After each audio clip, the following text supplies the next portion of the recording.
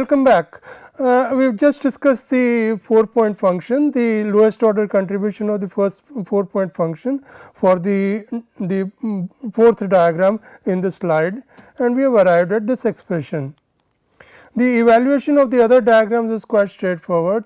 They represent product of propagators. So, we end up with the final expression for the lowest order green function, 4-point green function, as the expression that is given on this slide.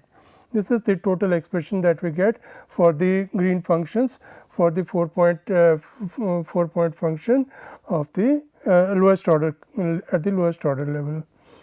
Now, let us look at another example. This is in the case of a phi 3 theory. We have discussed this earlier. We now talk about it in Fourier space, in wave vector space. In the position space, the expression worked out as we saw earlier to the expression that is given in the red box at the bottom of your slide.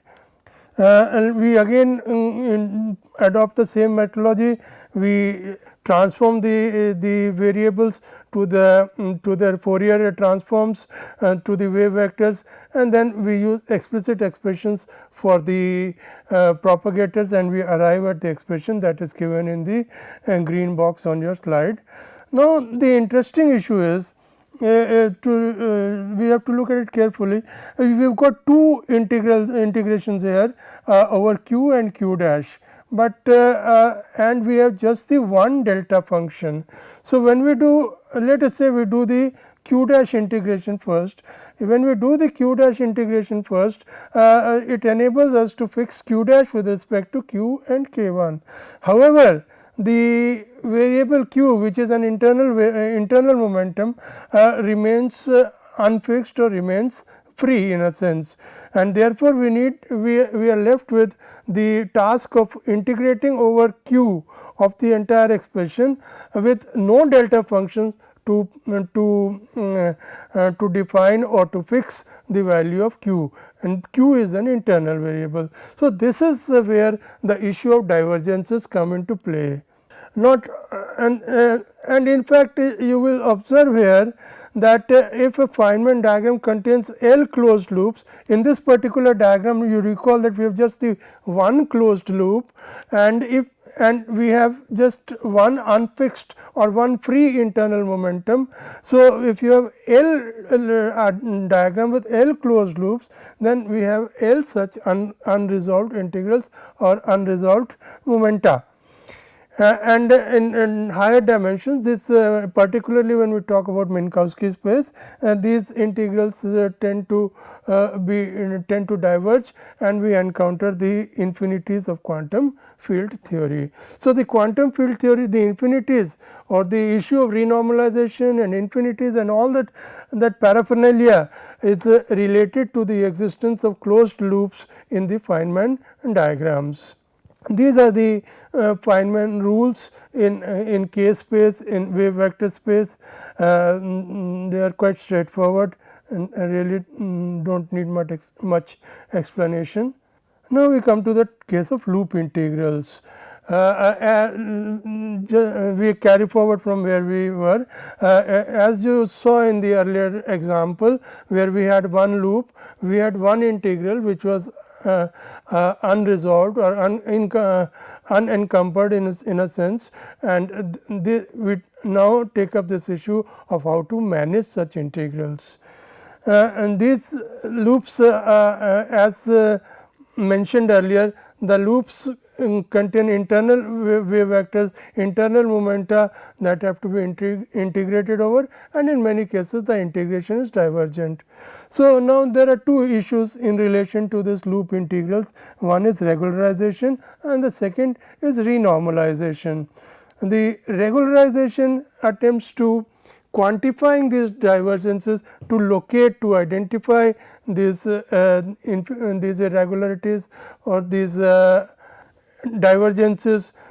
So, it introduces a parameter such that if the parameter takes a particular value, then we identify the existence of divergences in the theory, and then this, however, you see regularization does enable us to identify the existence of irregularities or unresolved expressions, integrals, but it does not eliminate that, it simply identifies them. The second step is to develop approaches to eliminate or to manage these unresolved integrals in such a way that we have a finite and a constructive quantum field theory at the end of the day, and that second process is called renormalization.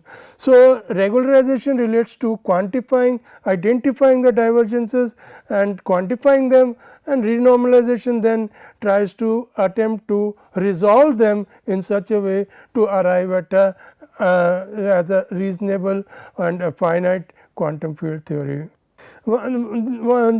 The approach to regularization, as I mentioned earlier, usually involves the introduction of an arbitrary parameter such that the divergences may be deemed to exist or may appear when the arbitrary parameter takes a certain value. In other words, that additional parameter is introduced in order to identify and quantify the divergences. Its taking of its link to the divergences, and if it takes certain values, then divergences would be assumed to exist. However, we need to be careful in the context that the theories become, obviously the theory would become sensitive to or would be dependent on the values of that parameter, and the sensitivity should not be so much as to affect the intrinsic behavior of the theory. That is most important. The introduction of the parameter should not distort the intrinsic behavior of the theory. So, one of the most common regularization schemes is the dimensional regularization. In this case, the number of dimensions is chosen as the varying parameter or freely varying parameter. We write d is equal to 4, and that is the conventional space time dimension, 4 minus 2 epsilon, and at the end of all calculations we shall take the limit that epsilon tends to 0. So, if there are any divergences in the intermediate stages, then they will show up as singularities when epsilon, if we set the limit epsilon tend to 0, then these divergences at intermediate stages will show up as divergences on taking the limit epsilon tending to 0. But we do desire, our theory should be such that at the end of the day all these divergences cancel out and we are left with a finite theory, a well defined quantum field theory. As an example of regularization, we go back to the diagram that we discussed just now. The value of this diagram in position space is given by this expression in the red box, and when we transform this to the wave vector space k space, it takes the form expression given in the green box. Now what we do is we split this integral, this extensive expression into two parts.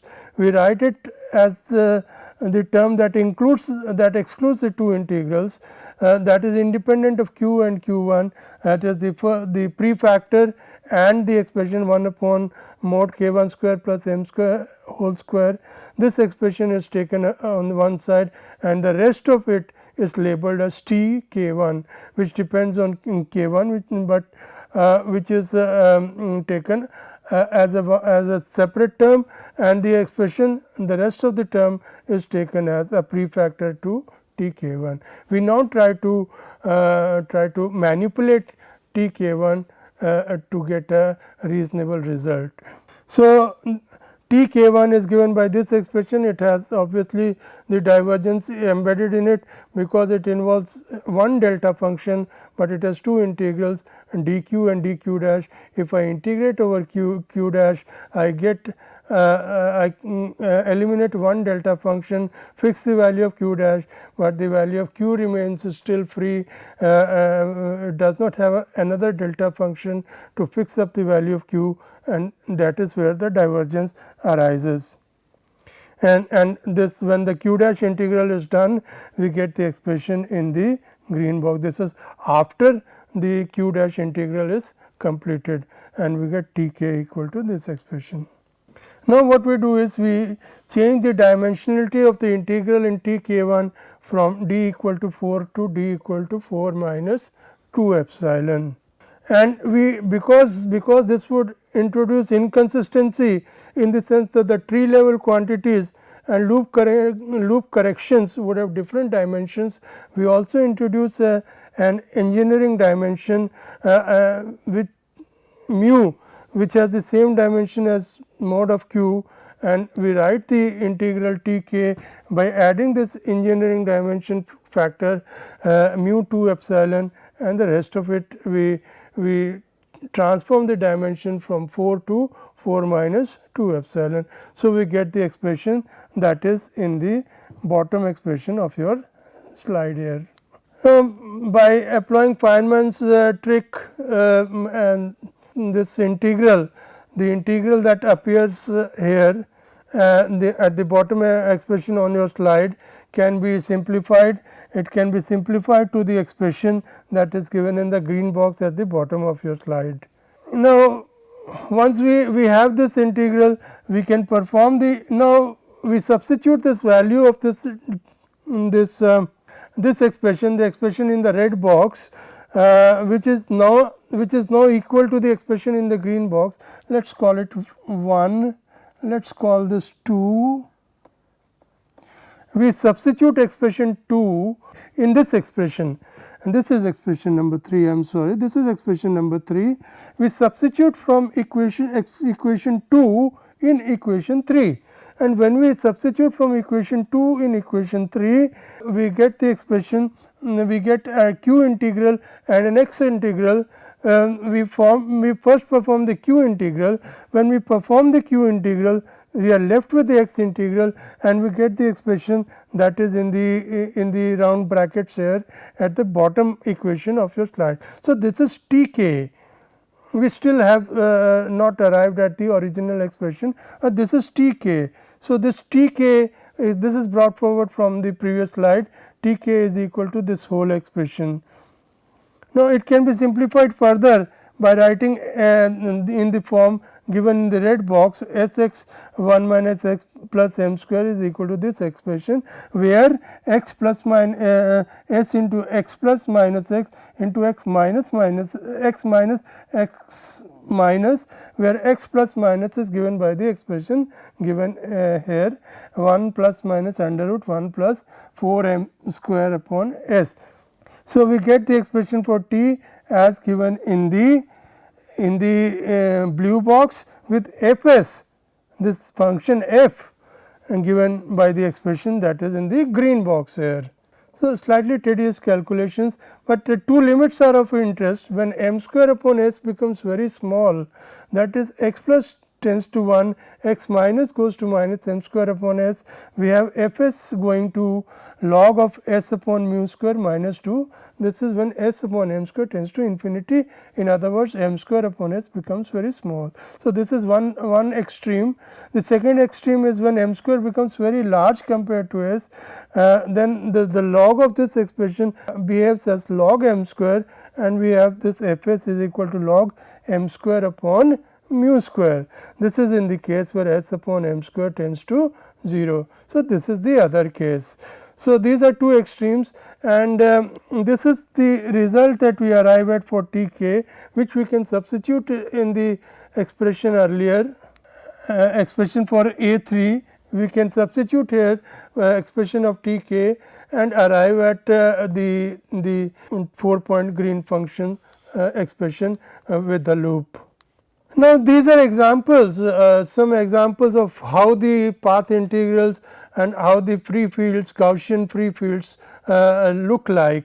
In the first case, in d equal to 1, obviously in one dimension, these Gaussian free fields are nothing but Brownian motion paths, and this is what they look like. In 2 dimensions, they appear in the form which is given here on your slide, 2 dimensions, 64 cross 64 lattice, and this is slightly more involved lattice, and you see the plot also shows greater irregularities, greater zigzagging, because the lattice is now 512 cross 512 lattice. This is in 2 dimensions, note this. Now, this is in 3 dimensions, and 64 cross 64 lattice, and this is in 3 dimensions 512 cross 512 lattices. This is the 2 dimensional section of this 3 dimensional path integral, 3 dimensional field, Gaussian field, free field. So, now we talk about the correlators and the generating function. Generating function of the phi 4 field. These are some notation. This ket 0 represents the vacuum state, and ket omega represents the vacuum state of the interacting field. 0 represents the vacuum state of the free field, and omega represents the vacuum state of the interacting theory. N0 is the normalization of the free theory. N interaction, NINT is the normalization of the interaction theory. S0 is the free action.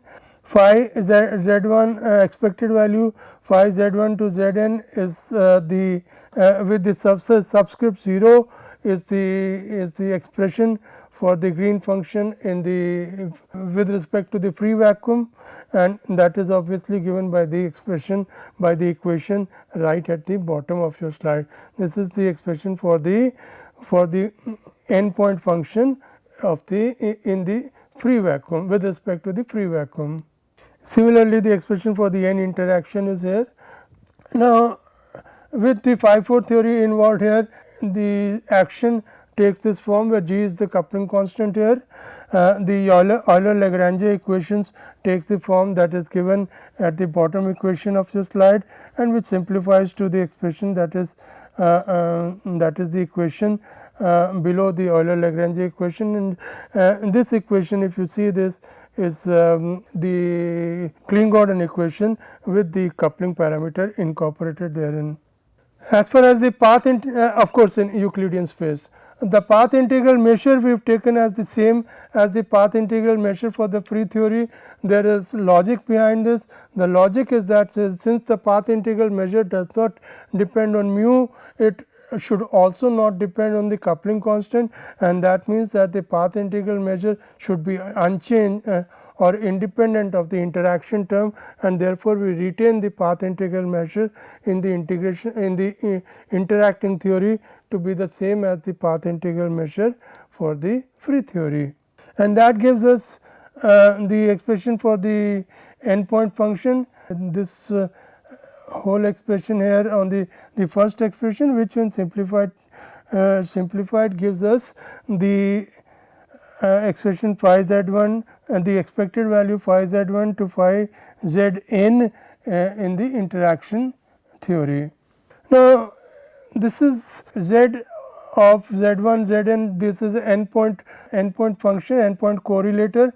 If you look at this, this gives us this can be written in terms of the this can be, if you simplify this, if you expand the coupling constant term, assuming that the coupling constant is small, if you expand this exponential involving the coupling constant in powers of the coupling constant, we have this expression, and then we flip the series involving the coupling constant, and you look at this endpoint function. This is an endpoint function z1 to zn, and then phi 4 1, phi 4 2, phi 4 phi k, phi 4 k. So, phi z1, phi z2, phi zn, and then phi 4 x1, phi 4 x2, phi 4 xk. These phi 4 xk's, please note this, these are coming from this k, which is out in the prefactor, and the z1 zn are the endpoint correlators that we want to find. But the important thing is how many terms are there. There are n terms of z and there are k terms of x, but each term of x has 4 vertices. So, we have 4k plus n plus 4k, and if I write n as 2m, then we have 2m plus 4k total number of terms, that is m plus 2k equal to L pairs, m plus 2k equal to L pairs.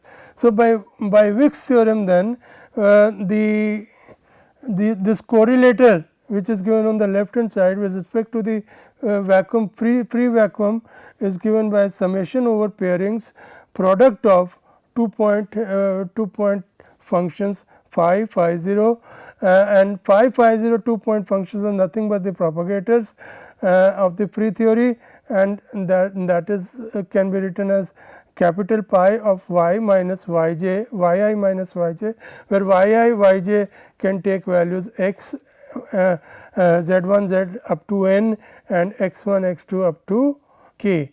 The total number of values would be obviously L pairs will be there. Generating functionals of the phi 4 theory. The generating functional of the phi 4 theory can you have the action here, and we coupling an external source, we get the generating functional, we get the revised action as the expression given here for S phi comma j, where j dot phi is equal to is the integral now, because we are now working in d dimensional space, not in 0 dimensional space. So, z j is equal to the expression that we already encountered in 0 dimensional space, which is given as the last equation on the slide.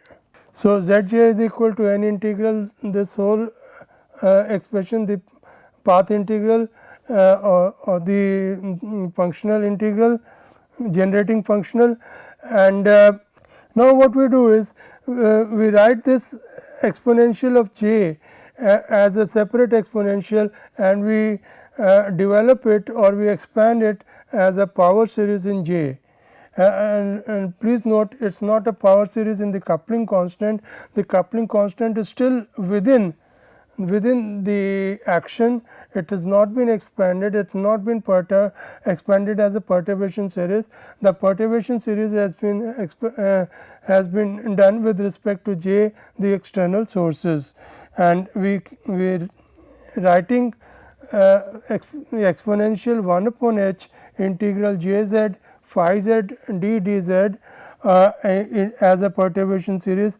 We arrive at the second equation and we flip the integral and the summation to arrive at the third equation. So, z j is equal to this expression which is given in the top equation on the slide, and if you see within this expression, within this integral is nothing but the endpoint function, but with respect to the interacting vacuum, not the free vacuum. So, z j can be written as a power series in H and with an integral involving the 4 point functions in the interaction with the interaction vacuum, and we can recover the endpoint functions from the expression for z j by functional differentiation as usual, but this is with respect to the interacting vacuum. Please note this. The generating function for the connected diagrams is given as usual by h bar log z j, and that takes this form where we now have connected functions instead of the green functions. We can write an expansion for z j as exponential 1 upon h w j, which can be expanded as 1 plus 1 upon h w j plus 1 upon h square 2 factor exponential series. Z j is the sum of all diagrams here, all Feynman diagrams. 1 is the empty diagram, and w j is the sum of all connected diagrams. W square j is the product of sums of connected diagrams, and so on. So, this is another way of representing the generating functional in terms of connected diagrams. We now prove a very important identity. This is the definition of phi x, and the second derivative of s double dash of phi is given by delta of phi I delta of phi j of the functional derivative, double functional derivative of s phi with respect to phi x I and phi x j plus Hessian terms. gamma of phi is equal to j phi minus wj, j phi is equal to integral d integral over x jx phi x. So, this is these are definitions, nothing much. Then we have then we use the saddle point approximation to identify the saddle point, which represents the classical limit, which represents recall that saddle point was approximated as the classical limit, and it represented the h tends to 0 classical limit, that is the saddle point approximation.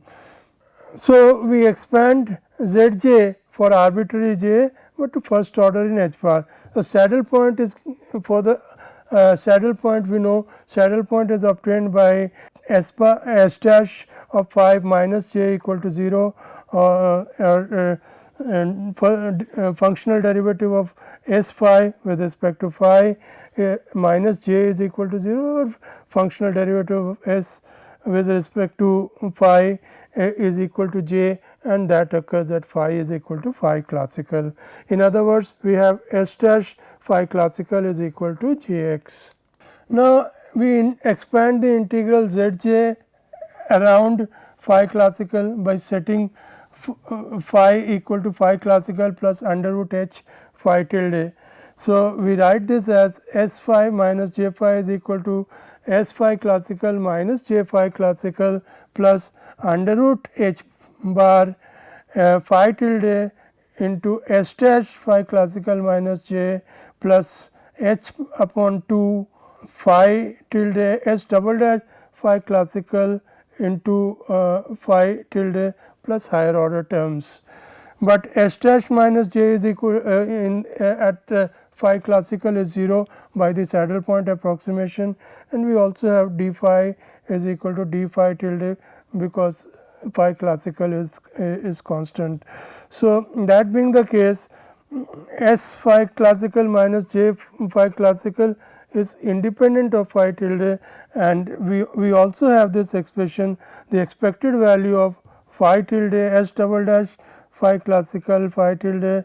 Now, this is dx1 dx2 phi tilde s double dash phi tilde classical at x1 x2 into phi tilde, because exponential of minus 1 by h order of h to the power 3 by 2 is equal to 1 plus higher order terms, which is approximately 1. So, we can approximate this expected value because of this condition. Because of this condition, we can approximate this expected value by the expression given on the right hand side, and this functional differentiation is with respect to phi classical at the points x1 and x2. So, we have Zj is equal to integral d phi exponential, this is the definition of Zj, and now we put the respective things here, the expansion of this expression here, this expression phi, we have s phi minus j phi equal to this whole expression. We use the expression in the blue box, we use and we substitute in the expression in the red box here, and this being independent of the integration element is taken outside the integration, and within the integration we have this expression. Please note the first order derivative is 0 because of the saddle point condition. Now, this is a quadratic form, phi tilde s double dash phi tilde is a quadratic form, and the resultant integral is a Gaussian integral, and we can do the Gaussian integral and get the expression which is here in the green box at the bottom of your slide. Now, using this is the expression which we have from the previous slide, which gives us, because for the generating functional of the connected green functions as h bar log zj, which gives us the expression on the right hand side of this equation. Let us call it expression 1. With s dash phi classical minus j equal to 0, phi classical is equal to phi classical function of j. Now, this is from here I can compute phi. Phi is equal to the functional derivatives of w with respect to j, and when we do the functional differentiation of this expression, equation number 1, when we do the functional differentiation of equation number 1, the expression that we get is equation number 2. But j minus h dash phi is 0, j minus h dash phi classical is 0. So, what we are left with is phi classical minus h by 2, this expression, and then this delta by delta classical log of this expression, because this expression is 0 and this expression comes here and this expression is here and h by 2 is of course here. So, this expression j minus h dash classical vanishes because of the saddle point condition. Now, we compute gamma phi, that is the effective action, which is given by j phi minus w j. W j we have already obtained, w j is this expression with h dash phi minus j, that I have already mentioned. Phi classical is a function of j as well. We expand around phi in the form, we write phi classical is equal to phi minus h delta. If we expand it in this form, we write phi classical, we have j phi classical from here minus j phi minus j phi classical, that is j into phi minus phi classical, that is the first term. The second term is obtained from here, w j term, and the third term is also obtained from here. So, this is the expression in the green slide. Now, this is the first expression is what we have brought forward, and we note that j s phi is equal to s phi classical plus phi minus phi classical, s dash phi classical, and so on. So, we substitute this here, expanding s phi around s phi classical to first order, we have s phi classical plus phi minus phi classical, s dash phi classical. So, that being the case, we have now got for s phi classical, what do I have? Phi minus phi classical, s dash phi classical, and then I have this s phi here. Phi minus phi classical, s dash phi classical, and j into phi minus phi classical. So, phi minus phi classical into s dash phi classical minus j, this whole term goes to 0. So, what we are left with is s phi classical, s phi, and this is for the first part. The second part is that this whole expression now can be written, phi classical can be written as phi minus h delta. Now, this determinant can be expanded. If you expand this, the first order terms in h bar, because of the existence of this h bar here, the first order terms in h bar will contain phi, and the rest of the terms will be of order h bar square, which we ignore. So, we retain terms only up to first order, which contain only phi, no delta. So, keeping all these things, we get gamma of phi is equal to j phi minus phi classical plus s phi minus phi minus phi classical s dash phi, that is what I mentioned. This is the expansion that we have got from the previous slide, and this we have already done. This is here, s phi is equal to s phi classical is equal to s phi minus phi classical s dash phi, that is what we have here, and j minus s dash phi becomes 0. So, both these terms vanish, we are left with s phi plus this expression, and that is what we intended to prove. Thank you.